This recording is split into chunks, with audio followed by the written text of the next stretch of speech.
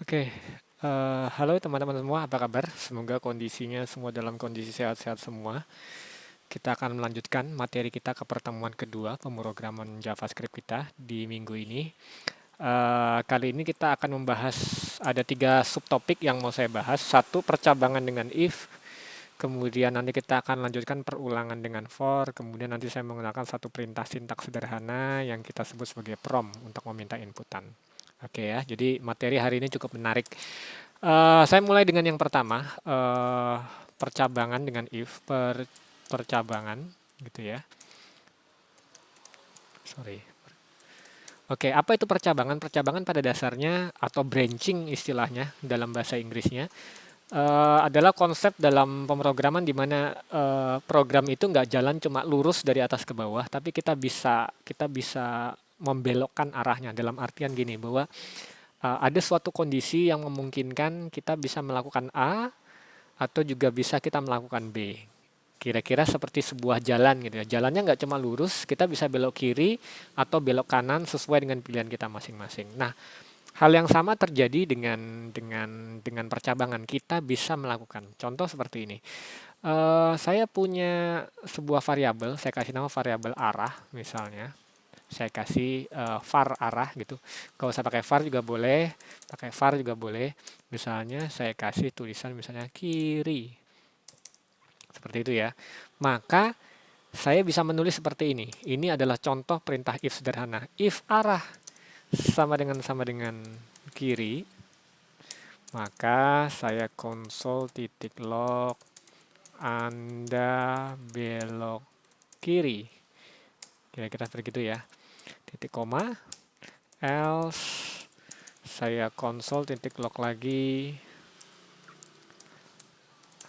Anda belok kanan. Oke. Di sini sambil kita belajar konsep soal if, saya ingin langsung memberikan contoh sebuah sederhana. Jadi konsep soal if itulah pada dasarnya adalah em, percabangan di mana saya bisa menentukan sebuah kondisi seperti yang saya cantumkan di baris nomor 19 ini. If itu kalau saya artikan bisa saya artikan sebagai kata jika. Jadi baris 19 ini, kalau saya boleh membacanya dalam bahasa Indonesia, bunyinya kira-kira seperti ini. Jika arahnya sama dengan kiri, maka saya akan melakukan apa? Saya akan melakukan perintah nomor 20, yaitu console.log atau tulis log ke konsol, Anda belok kiri. Kemudian kalau ada else-nya, else itu artinya selain itu, artinya kalau arahnya tidak kiri, maka dia akan memunculkan perintah yang ada di bawahnya. Console.log Anda belok kanan. Coba saya jalankan dulu untuk memastikan saya F5. Itu dia. Maka akan keluar Anda belok kiri. Artinya apa? Karena saya punya sebuah variabel yang namanya arah saya isi dengan sebuah string namanya kiri, kira-kira seperti itu. Maka ketika saya cek kalau arahnya benar-benar kiri, maka dia akan melakukan perintah yang baris 20. Baris 22 tidak akan dilaksanakan. Sebaliknya, kalau syarat kondisi di baris 19 tidak terpenuhi, artinya arahnya tidak sama dengan kiri, maka baris 20 tidak akan dijalankan. Sebaliknya, dia akan loncat ke else yang ada di bawah sini. Oke, jadi misalnya arah ini saya ganti jadi kanan, maka yang muncul nanti ya Anda belok kanan. Walaupun ini sebenarnya agak tricky, karena misalnya kalau ini saya tulis sembarangan saja, tetap saja nanti munculnya Anda belok kanan. Kenapa? Karena ditaruh di else. Jadi kalau arahnya sama dengan kiri, lakukan ini. Kalau tidak, lakukan yang ini. Gitu ya, kira-kira. Jadi karena karakter ini tidak sama dengan kiri, maka akhirnya dia akan loncat ke baris 22. Jadi simpel saja, if itu. Kalau saya boleh gambarkan rumusnya itu akan jadi seperti ini. Sebentar. Perintah if itu adalah if kemudian ada sebuah kondisi yang mesti dicek, kira-kira seperti itu, apakah kondisinya ini terpenuhi atau tidak. Nah, kalau kondisi ini terpenuhi, maka dia akan statement, ini saya tulis di sini, statement, sorry, statement yang dijalankan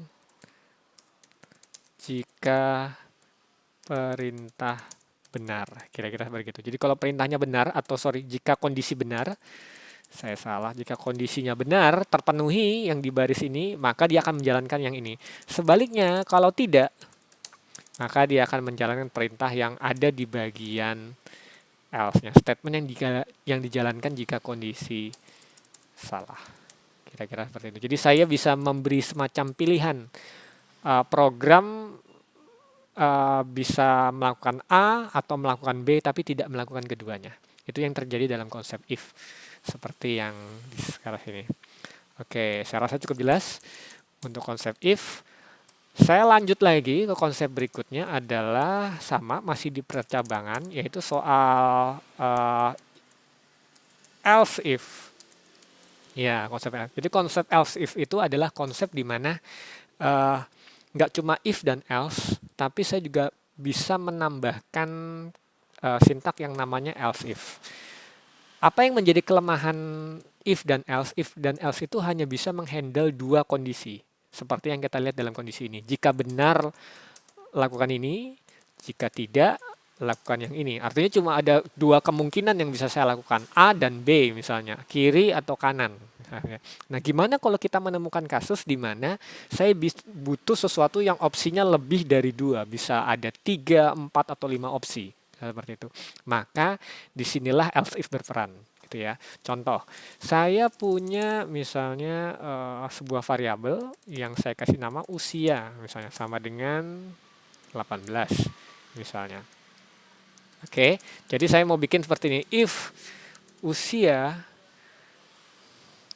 jika usia lebih besar 17, jika usia lebih besar 17, maka saya akan memunculkan sebuah tulisan karena usianya udah 17, maka akan muncul tulisan Anda sudah dewasa, misalnya seperti itu ya. Oke, kemudian else console titik log Anda masih Anda masih kanak-kanak, misalnya seperti gitu. Oke, perintah baris 33 sampai 36 itu pada dasarnya prinsipnya sama dengan perintah di baris 25 sampai 28. If else gitu ya. Jika usianya lebih besar 17, saya lakukan perintah baris 34 ini, Anda sudah dewasa. Kalau tidak, artinya tidak lebih besar dari 17, maka perintahnya yang ini, Anda masih kanak-kanak. Gitu ya. Jadi misalnya karena usianya saya isi 18, harusnya yang keluar adalah, Anda bisa nebak?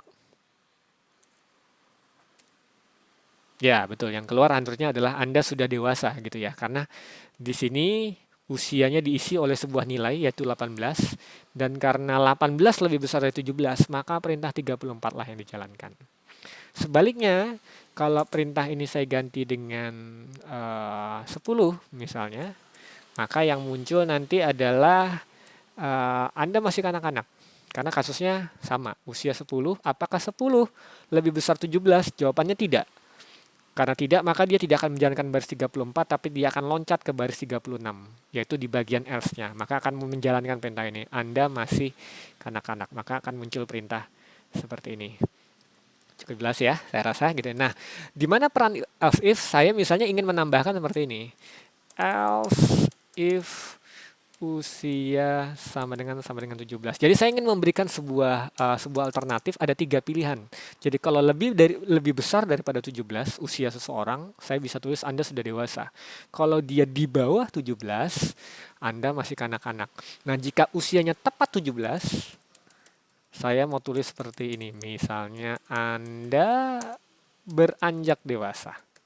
Saya bikin capitalize besar supaya lebih jelas, Anda beranjak dewasa. Nah, kasus ini kalau Anda perhatikan sedikit berbeda dengan kasus yang di atas sekarang ya. Sekarang saya ada 3 alternatif, gitu ya. Jadi ada if, kemudian else if, sama else. Jadi rumusnya pada dasar rumusnya kurang lebih sama dengan if, cuma ketambahan seperti ini. If, else selalu yang terakhir, dan else if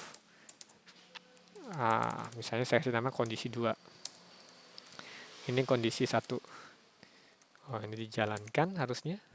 Oke, sorry. bukan di jalanan, tapi jalankan. Di jalanan jika kondisi 1 benar.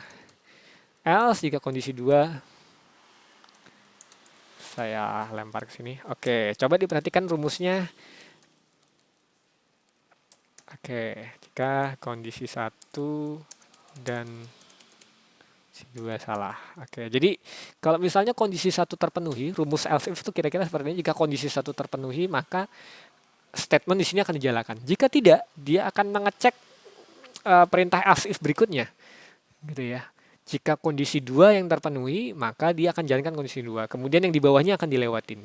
Tapi kalau ini tidak terpenuhi, dia akan loncat ke 2. Ini juga tidak terpenuhi, maka dia akan loncat ke bagian else-nya. Jadi dia akan turun mengecek satu-satu dari if turun ke bawah. Kalau kondisinya terpenuhi di salah satu atas ini, dia akan berhenti mengecek perintah-perintah di bawahnya. Tetapi kalau tidak, dia akan ketemu terakhir di bagian else-nya. Jadi else if itu bisa ditambahkan sebanyak mungkin. Misalnya else if dan seterusnya. Saya ada else if lagi dan seterusnya. Oke, jadi bisa banyak sehingga memungkinkan untuk berbagai macam kondisi. Saya kembali ke contoh di bawah. Jadi di sini saya punya 3 kondisi. Jika usianya lebih besar 17, saya cek dulu, maka Anda sudah dewasa. Kalau tidak, dia akan ngecek lagi apakah usianya tepat sama dengan 17. Jadi sama dengan di sini. Ini saya sedang membandingkan apakah usianya sama dengan 17. Kalau iya, maka akan muncul tulisan Anda beranjak dewasa. Saya tes ya. Kalau 17, maka akan muncul itu dia, Anda beranjak dewasa. Oke, jadi else if di sini sudah kita kembangin dalam kondisi yang artinya dalam tanda kutip sudah punya 3 statement atau 2 kondisi dan 3 statement yang berbeda, gitu ya. Dan Anda bisa tambahkan lagi, misalnya nanti ada kasus, Anda bisa tambahkan lagi else if apa lagi, seperti yang sebenarnya, misalnya seperti ini, dan pengecekan bertingkat dari atas ke bawah.